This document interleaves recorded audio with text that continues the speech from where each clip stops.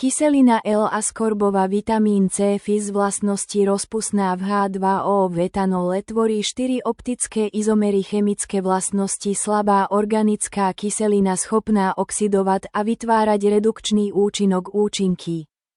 Regulácia metabolizmu aminokyselín, pevnosť cievnych stien, podpora vstrebávania Fe3, stimulácia výroby bielých krviniek, antioxidačné účinky, zdroje vitamínu C, zelenina, ovocie, výroba vitamínu C rajnčerov.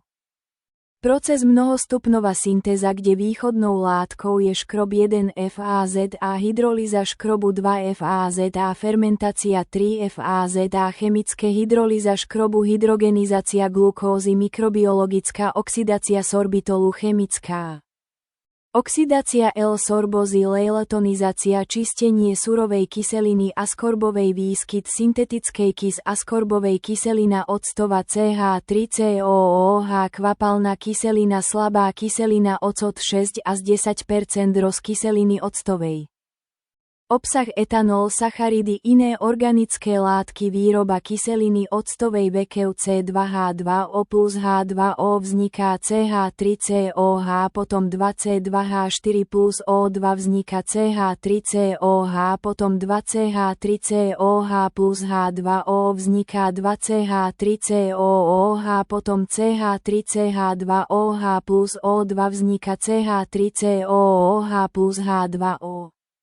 Potom etanolová výroba etanol z O2 a predhrejú vstúpia do reaktora, ktorý tvorí šiotón. Nezreagovaný etanol sa absorbuje do absorpčnej komory, z ktorej vystúpi koncentrovaná kyselina octová, výroba octu.